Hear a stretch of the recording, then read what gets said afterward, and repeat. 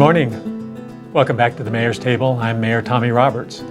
My guest this morning is Police Chief Steve Hebbe. Steve, welcome back. Thank you, Mr. Mayor. Steve, this is a Wednesday good morning. This is our first Mayor's Table segment in 2018, and we hope that everybody had a safe and calm New Year's celebration. Yes. But we're all back at work now, and we're ready to go forward in 2018. Yes, sir. And I assume you are too. Yes, sir. All right. Steve, I want to talk today about school security in our community in Farmington. And obviously this is a topic that I think is timely, and it's germane, resulting from a very tragic incident in Aztec, our neighboring community, on December 7th of last year. And, what a tragedy it was. We had two young people who lost their lives, lost the opportunity to grow and experience life over a period of time that would be normally expected. And the result of the act of a very sick individual. Yes, sir. And it's a very sad time for our communities, particularly for the community of Aztec. And before we talk about what we do in the context of school security in Farmington, I want to send out our condolences to the families of Francisco and Casey, and remember them as we go forward into this new year. We also want to honor our neighbors in Aztec, city of Aztec, those in the school system, the administrators there, those in the police department, our peers, Yes, sir. Those in government as well, who had to handle this very tragic event and had to manage it in Yes, a sir. way that we can only imagine how we would handle it. But I watched those people do their jobs in that situation, and I want to commend them for the job well done, from the police chief to the mayor, to the superintendent of schools, to those representing law enforcement agencies across the board. I think it was just an outstanding job under very, very, very difficult circumstances. So with that as a preface, let's talk about school security in Farmington, New Mexico. The things that happen in Aztec would cause any reasonable person to wonder, what is security like in the schools in our community? We'll have many parents out there who are concerned about the well-being of their children. And so I would like to use this episode of the Mayor's Table to talk about what's in place out there and what we do on an active basis to provide for the safety of our children in our local schools. So I know that we have officers assigned to many of our schools. Can you talk about our school resource officer program? Sure. We have 8 officers that are assigned. They're assigned to high schools and then the filler middle schools and elementary schools. We have one assigned up on the college campus with San Juan College. They work and coordinate with the security staff up there. That security staff is unarmed security, so we're kind of the liaison with that school resource officer back to the PD. We also now have expanded into Navajo Prep as well. So we have an SRO that functions kind of part-time down there with Navajo Prep. It's been a program in Farmington that's got a long history. So maybe 25 years roughly ago that city leaders first started committing resources into the school resource program. And then, during the 90s we had things like Columbine happen, which really transformed the way law enforcement approached active shooter threats in schools, and also the way we saw schools as really a potential target. Up till then there was almost a dare attitude coming out of LA, where we're in the schools to try and teach kids to stay off drugs, but we weren't really as up on the school threat. But following Columbine, there was a bigger commitment nationally. But Farmington was already ahead of the game at that point. So they've had school resource officer programs steady for approximately 25 years, off and on with the numbers, bigger and smaller. But right now we're a pretty robust unit. They're expanded into, like I said, into the college, but their duties have expanded as well. So we do a lot more training. with school staff. And I think you could see back in the Aztec incident that's really your first responders. So law enforcement will get there when we're called, but your first responders really are your teachers and your custodial staff and your administrative staff inside the schools. And so our SROs work closely with the school district. We train a lot in that area to try and give the folks on the ground the tools to survive whatever initial threat hits them until we can get there and then aid them in putting down the threat. Let's talk about the training protocol in more detail. Can you describe to our viewers what that training involves? You know, we do a variety of things. So some of it's actual active shooter training, where we walk through what would happen if the school was being attacked or had an active shooter. But we also do other trainings, like if there's threats in the area and schools go into lockdown, and how does that lockdown happen and what does that look like? And even now we're analyzing what happened over in Aztec, how that lockdown went into place and what the impact was then on responding officers. So we're learning from this most recent incident. We learn from every one that occurs across the country. But we continue to try and update our training and adjust to different threats as they present themselves. You know, sometimes the threat is different than anything we've seen. This one was really, you know, unfortunately a pretty standard one, where he made entry into the school and then had a plan to carry out. But the threats aren't always the same, and sometimes they involve multiple offenders. Sometimes there's ways that we can learn something beforehand, and with that tip we go out and we contact potential threats to the school. We do that here fairly routinely in coordination with the school district to try and assess what the danger is. So in general, we have kind of a multifaceted interaction with the school district. We work closely with them to give them the tools to initial response to kind of shut things down. I want to drill down a little bit deeper into the security protocol and take as a hypothetical a single active shooter situation, much as was the case in the Aztec High School situation. The school resource officer, if that were to happen in Farmington, would be essentially the first line of defense, I assume. Yes. And so what is that individual responsible to do upon that first encounter? You know, his first response would be to attempt to suppress the threat. It depends on the nature of what he's being confronted with. If the subject had walked up on him, you know, then he could directly engage. But if he just was somewhere in the building and heard shots or heard reports of shots, then his first steps would be to communicate that to the rest of the force and start getting other resources there. But obviously, if he's face to face with a threat, then that'll be his initial response. I think you saw in San Juan College last year. We had a trespasser with a gun, armed with a gun, who was unhappy with security. And security contacted our SRO, who immediately began coordinating to get more resources from the PD there. And then he responded to the scene if we were going to need to engage him. So it really depends on what he's faced with, but ideally that would be his response. And so then let's assume in our hypothetical there's that initial encounter with the active shooter or somebody suspected of becoming an active shooter. Is there a method of communication between the school resources officer and the school administrators on site? Does he have the ability to communicate directly with the school administrators, who in turn would then be able to communicate to the staff that there is a threat on the facility? He does. He carries a radio that allows him to coordinate, just like I just described for the college. Same thing's true in the schools at the high school and middle school level. He has a radio that allows him to communicate directly to school security staff. And so they can communicate back with him if they were the first ones to encounter a subject.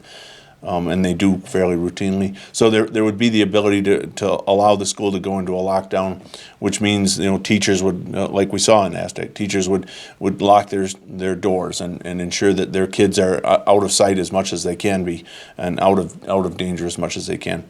In some cases, I suppose it depends on on where the students are and what the teachers' options are. If they were out in the hallways, it's possible that they'd funnel them out of the building and try and get them out of the, out of the area, depending on what the officer was encountering. So, we train a variety of those responses because there isn't a one-size-fits-all. And if you have a one-size-fits-all, it's something that they can counter. They can train to counter what you're going to do. So we do training mostly to think on your feet. What's the threat that we're seeing? But we do have good communication between the SRO. That's actually their primary role. The SRO won't be everywhere inside every school, but the communication aspect and allowing that communication both inside the school and then with law enforcement throughout the county to respond, that's really their primary role. Are there any training exercises that involve all of the potential players in a situation like this? For example, Farmington Police Department, Farmington Municipal School officials. So how often do we meet with them to have these training exercises, and if so, how often do those occur?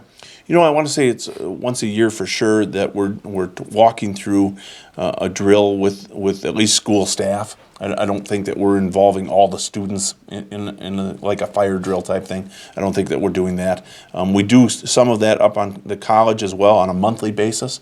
They have some sort of active shooter training in response to threats. So it's something that we regularly engage in, but you could always do more with it. Yeah. So many of our school facilities in Farmington are relatively old. Now that is transitioning because we've had a number of new facilities constructed, and even as we speak, Farmington High School is being constructed and nearing completion. But the older facilities were not designed, they were not built at a time when there was much of a concern about this kind of a problem. And so they were essentially wide open with very little security built into the structures themselves. Not much thought probably given to that kind of security concern. The new schools are being built with the mindset that there needs to be some element of control about who has access into the facility and what access points there are. Do you have any thoughts about how the new design to deal with security issues is impacting these kinds of situations? I've heard discussions with my school resource officers that as they're going through the construction on Farmington High School, they're adding letter identifiers onto the buildings in a very clear, visible way. That's something that for law enforcement you don't really think of when you're an architect. You're just building buildings.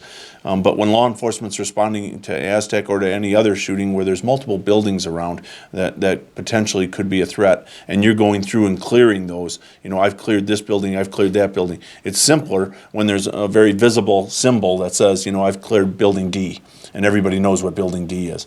And so I've heard that's exactly what's happening at Farmington High School right now. I think PV is going through some construction where they're putting in bullet-resistant glass, so they're kind of going back, because you're right. When they built a lot of these schools, that wasn't a threat, but the threat's changing and evolving, and I think the school district is doing the best they can to kind of evolve with that. The whole lockdown procedure is something else we'll talk about. We go into lockdown a lot. When there's threats outside the school that could potentially get into the school, you want the school going on a lockdown and restricting access and making sure we're controlling it. But when there's actually a threat inside the school, how does law enforcement get in when you go to a lockdown? That's something that we're going to work on and make sure that our officers have the tools to readily get inside when there is an active threat inside the school. Well, we know that these kinds of tragic events are happening around the country, and they aren't infrequent.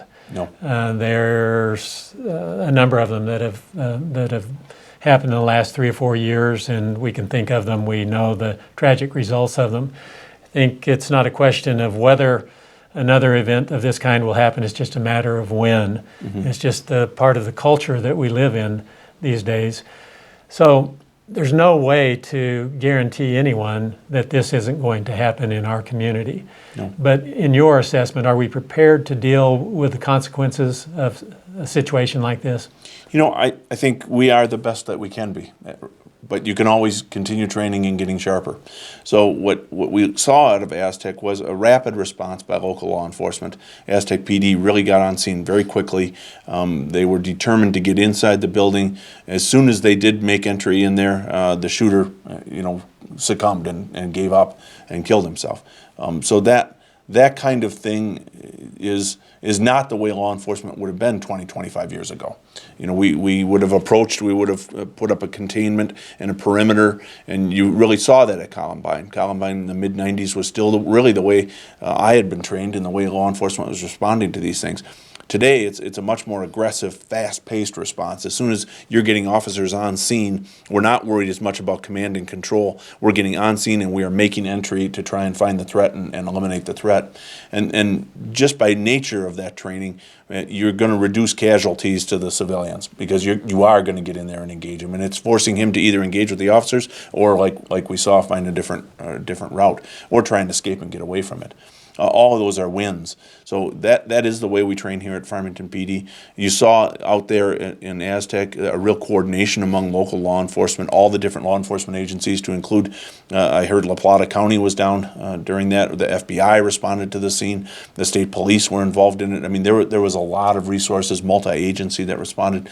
And really the coordination went pretty well, and we got set up, and we did the things that needed to happen. So I would feel, if I was an average citizen in our community and I wanted to know what our police department's doing, I would feel confident that we're doing the best that we can. Now, the mayor's right. These are difficult times culturally for us with schools. They do see these folks who want to make a name for themselves, unfortunately, see these as a potential target. But I liked the way we handled kind of the post incident with Aztec. We didn't celebrate the individual that was involved, the perpetrator in it. We kind of moved on. We celebrate the folks that were unfortunate victims in it. There wasn't a lot of glory, I think, that you can take away if you're the perpetrator in that. And that's the counter we have to get, is there isn't glory in this. This isn't something to be proud of, or you've made your mark by attacking a school. But that's going to be a longer, slower change. For now, I think law enforcement's really about as prepared as we can be, and we're watching and learning, even from this most recent incident, so that we can be better. Steve, I think we probably will close this segment out, but I want to step back and just make one point clear in my own mind. I think it probably is a question maybe that our viewers are having. So the key personnel on the ground are the school resource officers. In Farmington, we have a school resource officer assigned to each of our 2 high schools and each of our 4 middle schools. Mm-hmm. Are they there from the opening of school each day to the close of school each day? In other words, is there a constant presence? No. For one, they attend trainings and things like that, like we're just talking about. They also will go and do trainings together at different schools. They also could be on safety teams. The safety teams that FPD has also trains civilian agencies in kind of the same tactics. And that's really what was going on out at McGee Park the day of the Aztec shooting. We actually were training a private corporation in how to respond during an active threat. So they have other tasks rather than just a security guard that stands there at the door, which is kind of what we're talking about. That's why one of their prime roles is communication facilitator. That they've got the radio to the security force of the school, and then they've got our radio where they can coordinate law enforcement response to any threats that come up. Yeah. Steve, I want to thank you for being my guest this morning. This is an important topic. I would just indicate to our viewers that if you have any concerns or questions about how the Farmington Police Department interacts with our schools locally, don't hesitate to contact Chief Hebbe, and I'm sure he'll be happy to meet with you and to answer your questions. We want to thank you for joining us again on the Mayor's Table. We'll look forward to seeing you again next Monday.